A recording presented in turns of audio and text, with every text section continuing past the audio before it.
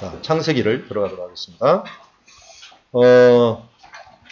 성경의 땅, 이곳에 집중하고 이곳을 우리는 메소포타미아 나일강 문명을 이어주는 레반트 지역이 있다는 것을 말씀을 드렸고요. 에덴 동산의 위치를 어디로 잡을 것이냐가 이제 문제인데, 창세기니까 일단 에덴 동산을 알아야 될 것 아닙니까? 에덴 동산을 얘기할 때 비손강, 그리고 기혼강, 그리고 히데겔, 유브라데강 이렇게 얘기했는데요. 우리가 확실히 아는 것은 유브라데 강이에요. 지금 유브라데 강이지만 이 히데겔도 알 수가 있어. 히데겔을 뭐라고 하는 아수르 동쪽이라 그랬거든요. 아수르가 있기 때문에 동쪽이니까 무조건 티그리스 강입니다. 그러면 에덴 동산이 어딜 것 같아요? 이 강 근원지가 될 거 아니에요. 근원지. 여기가 아라랏산이에요. 아라랏산. 그러니까 아라랏산이 에덴 동산이냐? 근데 또 문제가 생겨요. 비손과 기온이 문제예요. 비손강과 기온강은 나일강으로 추정이 돼요. 왜냐하면 비손이라는 하윌라와 그리고 기온이 있는 구스는 모두 나일강 상류에 위치하고 있어요. 그럼 우리는 알 수 있는 거는 이 두 지역을 같이 합치면 될 거 아니에요. 여기 아라랏산하고 이 비손 기온강이 있는 이 구스 땅 히데강을 이렇게 합치면 되는데, 재미난 것은 요 지금 빨간 선이 뭐냐면, 빨간 선이 지진대예요. 지진대. 판이 일어났죠. 판. 이 판이 서로 부딪힌다 그러는데 여기가 바로 판이 형성이 돼 있어요. 이 판이 지금도 계속 움직여요. 그리고 이스라엘 가면 제가 유학할 때도 지진이 많이 일어나요.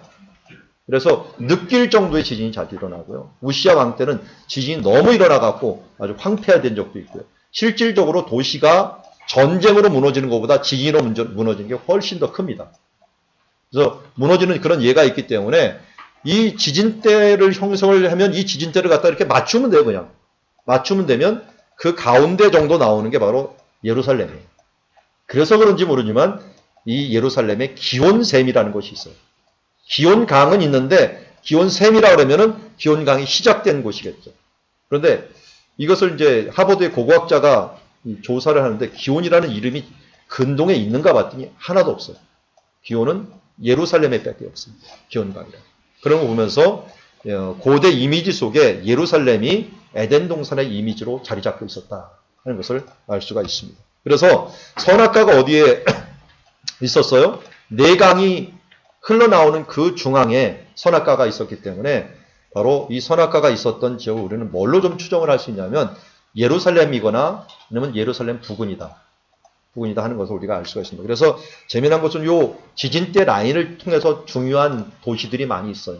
아까 헬몬산이라든지, 헬몬산은 변화산으로 추정하고 있고요. 맨 끝에는 북쪽으로 하면 아라랏산이라든지, 또 남쪽으로 하면 시내산, 이런 산들도 다 이 라인에 위치하고 있는 것을 보게 됩니다. 그래서 에덴 동산이었던 그 라인들, 그곳에서 큰 사건들이 많이 벌어지고 있고 그 중심에 선과 악을 알게 하는 나무와 생명나무가 위치하고 있었다는 걸 알 수 있습니다. 제가 이 설교를 한번 한 적이 있는데 이걸 하면서 제가 또 인쇄를 해갖고 컴퓨터에 딱 붙여놓으라 그랬어요. 선악과. 왜요? 선악과와 생명나무는 지금도 우리가 계속 선택하고 있어요. 컴퓨터상에 들어가면은, 인터넷상에 들어가면 내가 음란 사이트로 들어갈 건가, 향락 사이트로 들어갈 건가, 아니면 좋은 이 설교의 사이트라든지 또 하나의 말씀의 사이트로 들어갈까. 내가 지금 선택하고 있는 거예요. 우리는 끊임없이 선악과와 생명나무 사이에서 항상 결정해야 되는 그런 시기예요. 성도들도 마찬가지고 아마 여기 있는 분들도 마찬가지일 거예요. 나도 모르게 항상 결정해야 되는데 이걸 항상 기억해놓고 내 머리에 새겨놓으면 내가 지금도 어디를 선택하면서 어느 길을 들어가고 있는가. 이 인터넷상에서 참 수많은 정보바다이지만 이걸 좋게 사용하고 또 하나님의 영광을 위해 사용해야 되는데 이것을 내 향락이라든지 게임이라든지 이런 쪽으로 해갖고 시간을 허비하는 쪽으로 사용하는 것보다는 이렇게 생명나무를 선택해야 된다 하는 것을 우리가 알 수가 있습니다. 선악을 알게 하는 나무를 먹지 말라. 이 먹는 날은 죽으리라. 이걸 쉬운 말로 하면 선악을 알게 하는 나무를 먹지 말라는 것은 죄를 짓지 말라는 거죠. 죄의 값은 뭐라고요? 사망. 이 말이 그 말이에요. 17절에서. 죄의 값은 사망이에요. 벌써 창세기부터 나온 말이에요. 자, 결국 선악과 때문에 사람들이 죄를 짓고 인간이 타락했습니다. 타락하고 그 타락이 점점 심해지죠. 심해지다가 하나님께서 이 지역을 멸망시키면서 노아의 홍수가 일어나게 됩니다. 노아의 홍수 이후에 이제 우리에게 지리적으로 정보가 나타난 것은 아라랏산이죠. 아라랏산이 뭐 때문에요? 저 산 위에 보십시오. 노아의 방주가 보입니까? 믿음의 눈을 떠서 잘 보면 노아의 방주가 도착을 했습니다. 4,000m가 넘습니다. 이 노아의 방주가 도착했는데 맨 처음에는 저게 눈이 쌓이지 않았겠죠. 물이 점점 내려가고 있었고 내려가는 그 사이에 어디까지 물이 내려갔는지를 모를 정도로 지금 있는데 왜냐하면 여기에 잘못 내려오면 늪지대에다 빠져요. 그래서 물이 바싹 마를 때까지 기다려야 되는데 그 바싹 마를 때를 뭘로 아느냐? 농부였기 때문에 노아는 그 농부가 이 감람나무, 올리브나무를 통하여 알습니다. 올리브는 800m 이상으로 넘어가면 안 자라요. 안 자라기 때문에 그 저지대 마른 땅, 더운 땅에서 올리브가 자라기 때문에 올리브 잎사귀를 이 비둘기가 딱 따오는 모습을 보면서 저 밑에까지 말랐고 건조해졌구나 하는 걸 알았어요. 여기는 4,000m가 넘으니까 저 밑에까지 내려갈 수가 없잖아요. 근데 저 밑에까지 이제 말랐구나 하는 것들을 알 수가 있었던 거죠. 그래서 이 가지로 알 수 있었고 그 뒤에 이제 노아가 나와서 하나님 앞에 제사를 드리는데 이 제사 드릴 때 주어졌던 말씀이 바로 아담에게 주었던 말씀하고 똑같죠. 생육하고 번성하라, 땅에 충만하라. 문화, 이 명령이라고 할 수 있는데 그 명령을 그대로 받고 새롭게 시작합니다. 근데 아까 말씀드렸던 아라랏산은 또 어디에 한 장소예요? 에덴 동산의 한 장소예요. 그렇기 때문에 새롭게 그 동산에서 다시 내려주면서 다시 시작하게 하는 이런 역사들을 주었고 무지개라는 말하고 히브리어 활이라는 말하고 똑같아요. 단어가. 팔처럼 모양된 무지개를 보여주면서 약속을 해줬다는 것을 보게 됩니다. 언약의 증거를 보여주셨죠. 노아의 언약을 해주었고요. 그 뒤에 이 백성들이 생육하고 번성의 땅에 충만하라 했는데 한 곳에 모입니다. 제일 풍요로운 땅이 바벨론이었으니까요. 신할 땅이라고 하는 쪽에 모여갖고 그들이 예전에 했던 이 하와가 제일 큰 범죄가 뭐냐면 사탄이 이것을 먹는 날에는 내가 뭐처럼 되리라요? 하나님같이 교만이거든요. 결국 교만. 이 사탄의 뜻 자체가 대적하는 자죠. 대적하는 자이기 때문에 하나님을 대적하는 교만한 자, 교만한 길로 그를 인도했는데 이들도 결국 탑꼭대기를 하늘에 닿게 하여 우리의 이름을, 하나님의 이름을 내는 게 아니라 자기의 이름을 면서 교만하자 하나님께서는 이를 흩어버립니다. 그러면서 크게 셈함 야벳으로 퍼지는데 언어 군락도 비슷한 것 같아요. 주어, 목적어, 동사인데 이게 조금씩 다 바뀌어요. 영어 같은 경우는 주어, 목적어, 동사고 우리나라는 주어, 동사, 목적어고 우리나라는 주어, 목적어, 동사. 히브리어는 어떻게 돼 있어요? 동사, 주어, 목적어. 이런 식으로 이 뭐가 바뀌는 거냐면 지금 중요한 것이 바뀌는 거예요.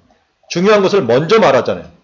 근데 이 새 민족이 바뀌면서 중요한 것이 바뀌니까 말이 안 통한다기보다는 중요한 것이 안 통하는 거예요. 서로 말이 안 통하는, 진짜 말이 안 통하는 거죠. 이해하려고 하면 아무것도 아니에요. 제가 하란에 갔는데 하란에 갔더니 쿠르드족이 살아요. 이 쿠르드족을 그리스에서 제가 유학을 1년 했는데 거기서 언어를 배우다 보니까 쿠르드족을 알게 됐어요. 근데 제가 하란 쪽을 간다니까 우리 아버지한테 꼭 가라. 우리 아버지 가이드를 해줄 거다 하고 갔는데 문제는 그 사람이 영어를 한마디도 모르는 거예요. 서로 소통할 수 있는 게 아무것도 없었어요. 그런데 소통을 진짜 잘하고 왔어요. 저는 그때부터 외국어에 대한 자신감을 얻었어요. 말을 한마디 못해도 제일 위대한 언어는 바디랭귀지다. 그보다 더 위대한 언어는 눈치다. 눈치를 자꾸 보면서 이해하려고 하니까 다 이해해요. 그분이 진짜 잘 이해하더라고요. 저는 놀란 게 가는데 우리가 배고파갖고 제 아내하고 밥을 먹어야 되는데 어떡하지 이랬더니 이분이 바로 눈치를 막 봐요. 보더니 바로 식당으로 우리를 인도하는 거예요. 우리 말도 안 했는데 어떻게 알지? 왜 우리가 이해를 못하냐면 이해하려고 하지 않기 때문에 이해를 못하는 것이라는 걸 알게 되었어요. 언어가 문제가 아니에요. 그 사람이 필요한 것을 진짜 이해하려고 막 눈치를 보고 그 사람 걸 하다 보면은 그 사람의 필요를 채울 수 있고 얼마든지 소통할 수가 있어요. 근데 이때부터 사람들이 자기 소견에 옳은 대로 생각하고 행동하고 자기 중요한 것을 고집하다 보니까 서로 언어가 흩어지고 더 언어가 멀어지게 된 것을 보게 됩니다. 바벨탑. 그래서 이 바벨탑이 언제 회복이 되죠? 나중에 사도행전을 보지만 이 바벨탑의 언어 회복은 언제 이루어집니까? 마가의 다락방에서 성령이 임했을 때 회복이 되죠. 자기 소견에 옳은 대로 퍼졌을 때 하나님의 이름이 아닌 자기 이름을 내려고 할 때는 흩어지지만 하나님의 이름을 내려고 할 때는 언어가 하나가 되는 것입니다. 그래서 그 흔적들이 지구라시라고 하는 것으로 지금도 남아있고, 이 지구라시라고 하는 문화가 저 위에는 지구라시인데 밑에 있는 아마 피라미드로 변화되지 않았을까 추정을 할 수가 있습니다. 왜냐하면 이것을 주도했던 사람이 니무롯이고, 니무롯이 함족속이에요. 이 함족속의 아들 장남이 구스죠. 이런 함족속이 어디로 갔냐면 이집트 쪽으로 갔어요.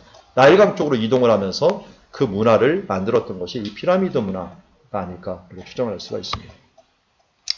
자, 그러면서 하나님께 흩으셨는데, 흩은 것도 여기 보면은 이 바벨탑 이후에 각 민족을 흩었는데, 여기 보면 야벳, 셈, 함 이런 식으로 크게 세 민족으로 나눴고, 유럽 쪽으로는 야벳, 그리고 아시아 쪽으로는 셈, 그리고 아프리카 쪽으로는 함으로 가게 됐고요. 중간인 쪽은 가나안은 함 족속이 차지했습니다. 자, 이 지역에 대한 특징들을 보시고요. 그래서 지시하는 땅으로 이제 아브라함이 출발을 합니다. 드디어 이제 그 문화가 끝나고 아브라함 시대가 왔는데, 아브라함이 우르에서 시작을 하죠. 우르에서 시작을 해갖고 출발하는데, 우르에서 하란을 먼저 갑니다. 하란. 여기서 이제 그의 아버지가 죽기까지 기다리는데, 하란 땅이에요. 하란 땅은 아수르의 본거지죠. 아수르. 아수르가 있었던 땅이 이런 땅이라는 걸 아시면 되겠습니다. 여기서 누가 살겠어요? 딱 봐도 유목민이 삽니다. 유목민. 그리고 나무가 없어요. 나무가 없다 보니까 집을 지을 때 흙으로 져요. 흙으로 져요. 여기도 제가 아까 말한 그분이 가이드해 갖고 한번 갔는데 쿠르드족이 사는 거예요. 이쪽에. 하니까 이 사람들이 가다가 이게 뭔가 우리가 보면 신기하다고 했더니 이분이 알아서 눈치껏 우리를 데리고 이 속으로 들어가더라고요. 속으로 들어가갖고 거기 갔더니 사람들은 있을 건 다 있더라고요. 냉장고도 있고 뭐 다 있더라고요. 근데 위에가 뻥 뚫려 있어요. 비가 별로 많이 안 오니까 이 음식을 안에서 해 먹으면서 이 위로 연기가 나갈 수 있게 돼 있고요. 그리고 더워요, 굉장히. 여름에는 거의 50대가량 돼요. 제가 갔다가 더위 먹어가고 죽는 줄 알았어요, 그래서 이 굉장히 더운데 겨울에는 또 이게 영하 가까이로 떨어져 버려요. 온도 차이가 굉장히 심해요. 그러니까 흙집을 짓고서 안에서 따뜻하고 또 여름에는 시원하게 만드는 흙집을 만들어 놓고요. 여기 연료를 뭘 뗄까요? 소똥을 사용합니다. 소똥. 지금도 소똥을 많이 쌓아놓고서 소똥을 쓰는 것을 보게 됩니다. 그래서 에스겔 얘기할 때 하나님께서 이 인분을 떼어서 먹으라는데, 인분은 좀 너무 지저분하니까 좀 소똥을 좀 사용하게 하십시오. 그래갖고 소똥을 사용하는 거죠. 지금도 사람들이 사용하는 양식들이 하나고요. 아브라함이 이런 문화에서 살다가 이제 이동을 하게 되었다 하는 것을 기억하게 되고요. 아수르가 유목민으로 그래서 이루어지게 되었다 하는 걸 알 수 있습니다.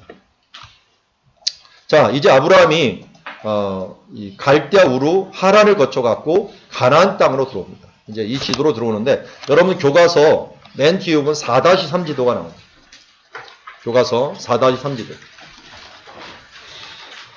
이미 한 지도는, 예비 지도는 뛰어넘었고요. 맨 뒤에 칼라 지도 4-3 지도를 보십시오.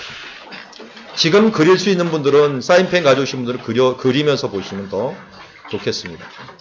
집중하고 싶으신 분은 그냥 집중하시고요.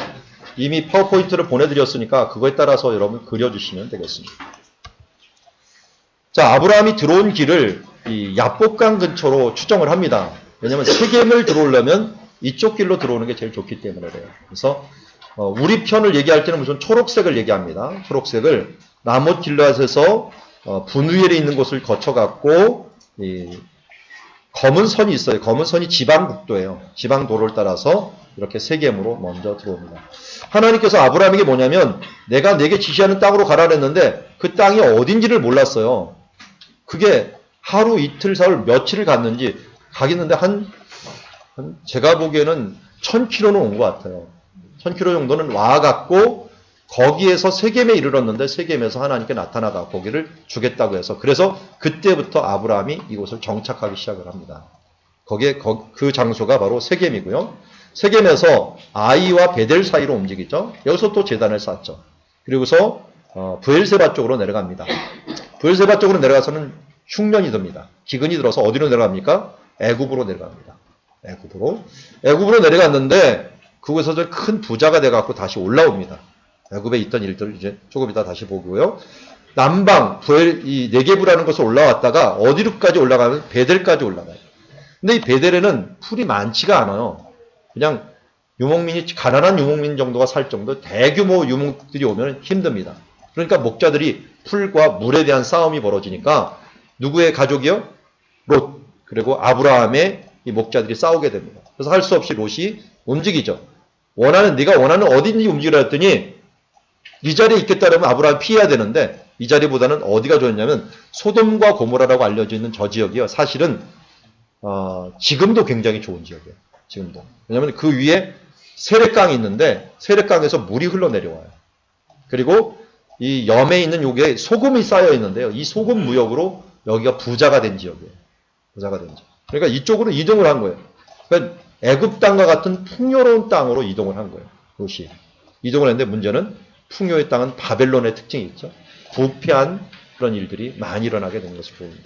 아브라함은 여기서 있다가 이제 또 나중에 전쟁이 일어날 때 이 롯을 소돔과 고모라에 가서 돕게 되죠. 일단 그 여정을 한번 보죠. 앞에 보이는 것이 세겜 땅입니다. 세겜이라는 것은 어깨라는 뜻을 갖고 있고요. 왜 어깨인지를 아시겠죠?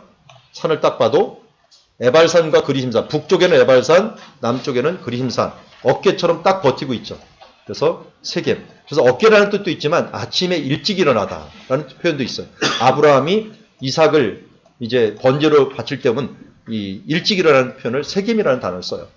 그것처럼 일찍 일어나다, 어깨 이런 뜻을 갖고 있습니다. 여기에 이르렀을 때 세겜 땅인데 상수리 나무가 하나 있었답니다. 상수리 나무. 이 모래 상수리 나무 아래 이게 이제 상수리 나무인데요. 이 상수인데 이 이름을 모래 상수리라고 이름을 붙여요. 이 모래라는 것은 왜냐하면 하나님께서 모래라는 뜻 자체가 이레라는 거하고 의미가 같아요. 여러분 이레는 무슨 뜻이에요? 여호와 이레 그러면 준비할 것이다. 원래는 준비할 것이 아니다가 라라는 단어에서 그렇죠? 라가 뭡니까 히브리어로? 라 보다죠. 이르에 보이실 것이다. 그런 표현인데 그거에 분사형이 되면 모래가 됩니다. 모래. 그래서 보여주시는 자, 계시하는 자라는 뜻이에요. 그러니까 모래나무 상수리는 아마도 많은 학자가 동의하는 게 이건 주위에 아브라함이 붙인 이름이다. 그러면 여기서 하나님을 뵀거든요. 하나님을 뵈면서 나타나 이르시되 내가 이 땅을 내 자손에게 주리라. 여러분 아브라함이 이것을 들었을 때 얼마나 감격스러웠을까요? 왜냐하면 몇천 킬로, 몇백 킬로 왔는데 언제 멈추라는 말을 안 했어요. 무조건 가라는 말만 했지 가다가 이 땅에 딱 왔는데 드디어 하나님께서 여기다 라고 말하는 것과 똑같아요. 이 땅을 내게 주리라 하면서 그러자 나타나신 여호와께 그곳에서 제단을 쌓았다. 그 나타나신 여호와를 모래상수리 나무라는 이름. 하나님께서 자기에게 나타나신 그곳에 제단을 쌓고 하나님께 예배드린 것을 보게 됩니다. 아브라함의 아주 강점 중에 하나는 제단을 쌓았다는 건 예배를 드린다는 의미거든요. 하나님께 예배드리는 자였어요. 예배드리는 자. 그가 예배드렸던 곳에서 유명한 장소가 되죠. 나중에 야곱이 이곳에 와서 또 제단을 쌓는 이유도 아마 이런 것일 거예요. 첫 번째 예배를 드렸던 장소예요. 자, 근데 상수리 나무는 우리가 이제 쉽게 생각하면 도토리 나무. 도토리 나무인데 사실은 조금은 틀려요. 상수리 나무 두 종류가 있는데 이런 잎사귀를 가진 식물인데 그건 나중에 피스타치오라고 알려지기도 했는데요. 이런 나무로 이쪽에서는 많은 나무가 자라게 됩니다. 그러다가 이제 남쪽으로 점점 이동을 하다가 베델과 아이 사이에 또 제단을 쌓고서 여호와의 이름을 부르게 됩니다. 과연 곳곳마다 제단을 쌓는다. 예배드리고 하나님께 경배드리고 감사하는 일들을 하다가 남방으로 옮겨갑니다. 남방은 다른 말로 네게브라고 부르죠. 남방에 최고 풍요로웠을 때가 이럴 때예요. 이거는 1년에 한 번 있을까 말까. 이 사진은 제가 못 찍습니다. 사진작가나 찍죠. 왜냐하면 최고 좋을 때를 찍으니까. 제가 찍은 사진은 다 광야예요, 광야. 나무 하나가 있죠. 이 나무가 무슨 나무겠습니까? 시띠나무입니다. 시띠나무. 조각목이라고 그러죠. 이걸 갖고 뭘 만들었어요? 성막. 왜 성막에 있는 도구들을 이 나무로 만들었는지 아시겠죠? 딱 나오잖아요, 답이. 왜 만들었어요? 이것밖에 없잖아요. 네. 광야에는 이 나무밖에 없어요. 여러분, 그냥 왜 이 나무로 이게 얘기하는 건 질의를 하면 너무 간단합니다. 왜냐면 그 나무밖에 없는데 뭐. 그래서 솔로몬은 성막 만들 때 다른 나무로 만들어요. 도구를 만들려. 무슨 나무로 만들까요? 백향목으로 안 만들어요. 그 앞에 산 하나가 있잖아요. 무슨 산일까요? 예루살렘 산 앞에? 감람산. 그 무슨 나무로 하면 감람나무로 만들어요. 새롭게 만들 때는 주로 감람나무로 만들고 그 외에 궁전을 만들 거나 길쭉길쭉한 나무가 필요할 때는 백향목으로 만드는 거예요. 백향목 길게 그걸 만들 수가 있으니까요. 그 외에 감람나무는 그냥 넓은 판을 유지할 때는 감람나무로 만들게 되는 것을 보게 됩니다. 그만큼 그냥 하나님께서는 있는 것 그 자체를 사용하십니다. 우리의 있는 것을 사용하지 없는 것을 가져오라고 하지도 않고 없는 것을 우리가 바치라고 하지 않아요. 자기 은사, 하나님 주신 은사대로 일하라고 말하고 있는 것과 마찬가지입니다. 남방으로 가서 이제 여기서 흉년이 들므로 어디로 내려갔어요? 고센 지역으로 내려갑니다. 애굽 지역의 이 북쪽 지역을 고센이라고 그러는데 그쪽으로 내려갑니다. 내려갔을 때 이게 있었을까요? 없었을까요? 한번 맞춰보십시오. 아브라함이 갔을 때 이 건물이 있었겠습니까? 없었겠어요? 네. 하나는 있었고 하나는 없었어요. 스핑크는 없었어. 스핑크스는. 이건 출애굽 이후에 만든 거예요. 그리고 피라미드는 있었어요. 피라미드는 옛날 말로 샘핑이었습니다. 샘핑. 이게 화강암으로 붉은 화강암으로 덮여 있었어요. 바짝바짝 빛나는. 그게 아브라함이 오기 전 한 200년 전에 이미 완성이 되어 있었어요. 그 유목민이 이 화려한 문화를 보니까 그냥 쪼그라들겠죠. 저도 목회자지만요. 큰 건물, 부자들 앞에서 괜히 기가 죽어요. 아니 그러지 말아야 된다면 알고 조금 있으면 적응해도 불구하고 맨 처음 딱 봤을 때는 기가 확 죽어버려요. 이게 인간인 것 같아요. 근데 아브라함도 기가 확 죽어버린 거예요. 그 문화에.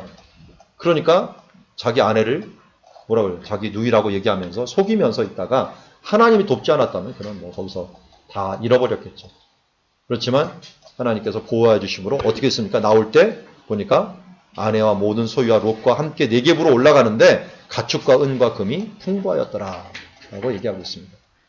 방금 전에는 남방이라고 해놓고서 지금은 네겝이라고 얘기를 하네요. 똑같은 지역입니다. 왜 이렇게 했을까요?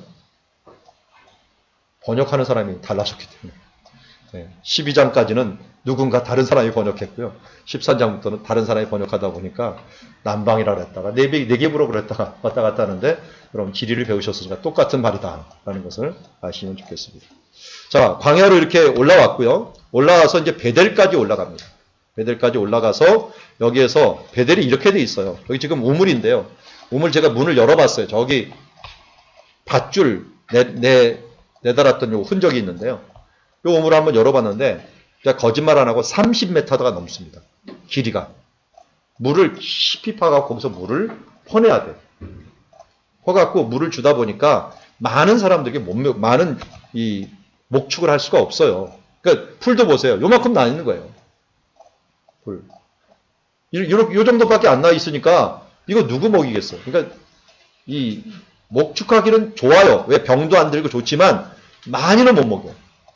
많이는 못 먹이고 그냥 어느 정도 건강하게 키울 수 있는 그런 것은 됩니다. 그러니까 싸움이 일어나니까 결국 롯이 눈을 들어갖고 자기가 가겠다는 거, 풍요로운 땅을 선택해서 가게 됩니다. 자, 여기서부터 오늘 중요한 법을 이제 말씀을 드리도록 하겠습니다. 유목민의 법이에요. 유목민에게는 아브라함, 이삭, 야곱이 유목민이었기 때문에요. 이 유목민에게는 두 가지 아주 철저한 법이 있는데 이 부분들을 알고 넘어가야 됩니다. 이것이 성경의 사랑과 공의와 연결이 됩니다. 하나님의 사랑과 공의. 자, 첫 번째 기업 물음의 법이고 두 번째는 손님 대접의 법이에요. 유목민들은 이 두 가지만 시행하면 돼요. 뭐 학교 갈 필요도 없어요. 이 사람 학교도 공부도 안 해요. 그런데 똑똑하고 이 다윗도 공부도 안 했는데 왜 이렇게 똑똑했을까요? 이 두 가지 법에 철저하다 보니까 하나님의 지혜가 자동적으로 거기서 흘러나오는 거예요. 자, 먼저 고엘이라고 부르는 기업 물음이라고 하는 이 법은 쉽게는 좋은 말로는 기업 물음이지만요. 나쁜 말로는 보복하다. 그냥 보복이 아니에요. 피해 보복이라고 말합니다. 피해 보복. 왜냐하면 이거 똑같은 말인 게 사람들의 기업을 물러주려면 어떻게 하냐면 이걸 이 사람을 괴롭혔던 사람들에 의해서 보복을 해주는 거예요. 그러니까 좋은 의미도 있지만 어떤 면에서는 굉장히 잔인한 의미도 같이 있어요. 그래서 지금도 아랍인들이 이게 유목민들이 굉장히 심해요. 그래서 유목민들을 어느 나라도 함부로 건드리질 못해요. 이스라엘이나 아랍인들을 함부로 건드리지 못하는 게 이 고엘이라는 제도를 갖고 있기 때문에. 잘못했다가는 어떻게 하냐면 이 사람들 갖다가 보복을 철저히 해요. 어떻게 철저히 하느냐? 대대로 친척이 못하면은 가까운 친척은 그다음 가까운 친척, 그다음 가까운 이 계속적으로 보복을 해줘야 됩니다. 그래서 굉장히 유목민들은 위험해요. 이 유목민의 기질을 가져갖고 지금 아랍인들이 막 자살폭탄 테러하는 것은 그런 의미들이 굉장히 강해요. 유목민들을 기질들이 많이 갖고 있기 때문에. 자, 먼저 이 고엘에 대한 이야기는 아브라함과 관계에서는 14장 창세기 14장에 이 그돌라오멜 전쟁에 나타납니다. 그돌라오멜이 어느 왕이에요? 보니까 시날 왕, 엘라살 왕, 엘람 왕. 그런데 엘람 지역이 있죠. 엘람 지역에서 출발을 합니다. 연합군이 온 거예요, 한마디로. 시날과 엘람. 아주 메소포타미아 문명에서 함께 규합한 이 사람들이 원정을 한 거죠. 성경에 나온 첫 번째 전쟁인데도 불구하고 굉장히 큰 전쟁이에요.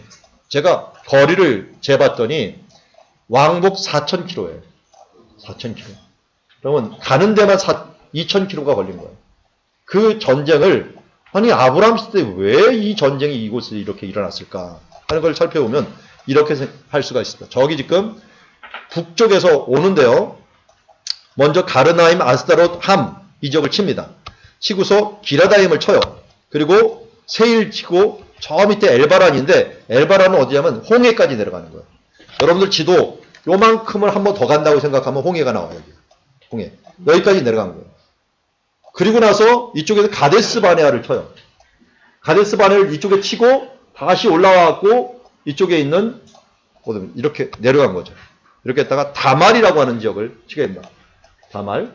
아라지라는 요 밑에 다말이 있는데요. 다말이라는 걸 치고 그 다음에야 소돔과 고모라를 쳐요. 왜 이렇게 전쟁을 하죠?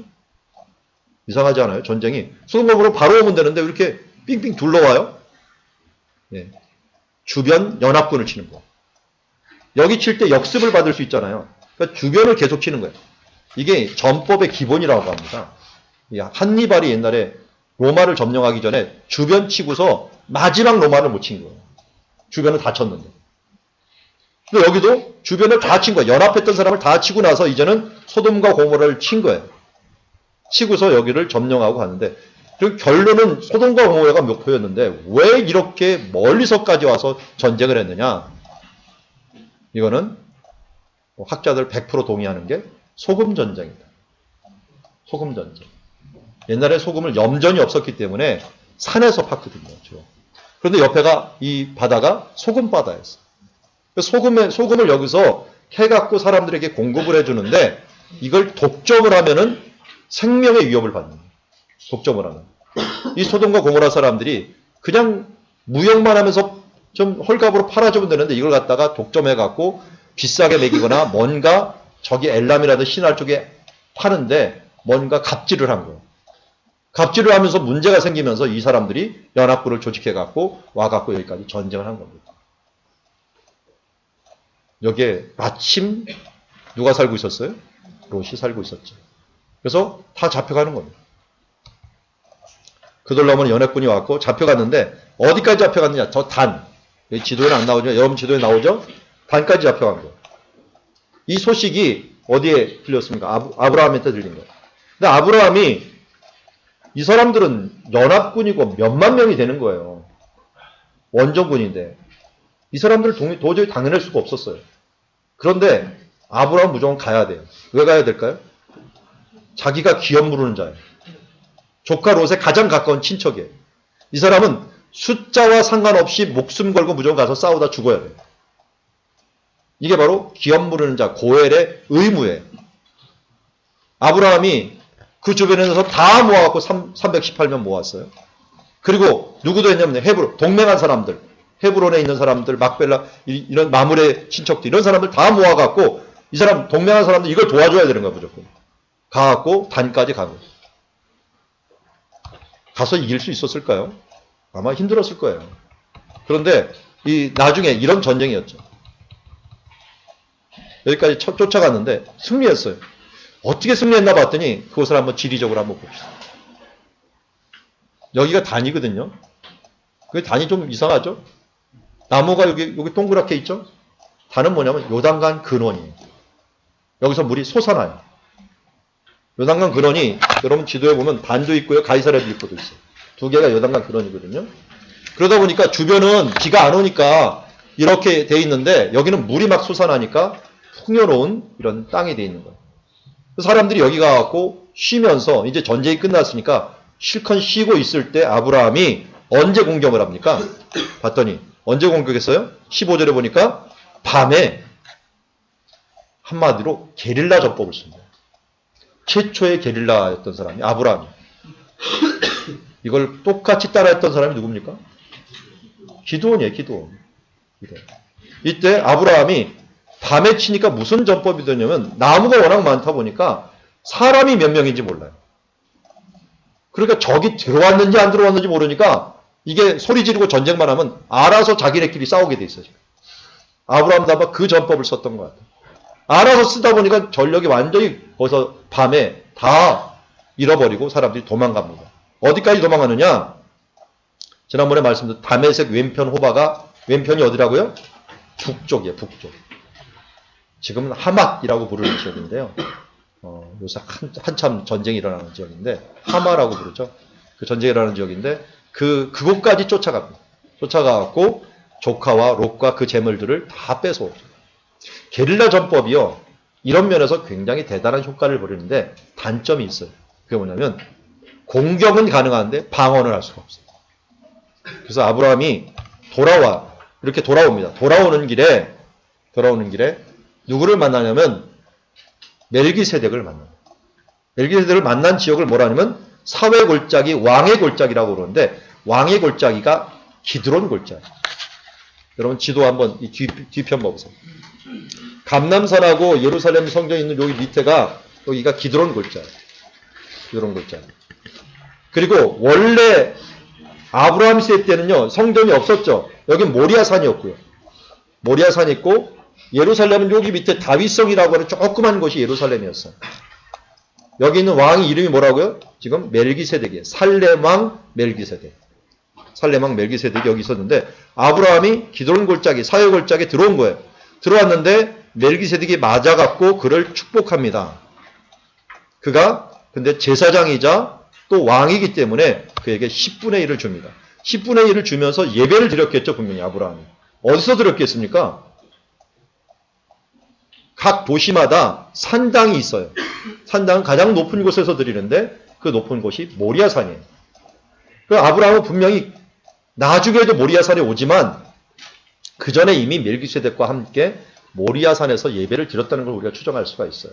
그래서 하나님이 나중에 창세기 22장에 내가 네게 지시하는 산 위로 가라 라고 할 때는 알아들었던 거예요.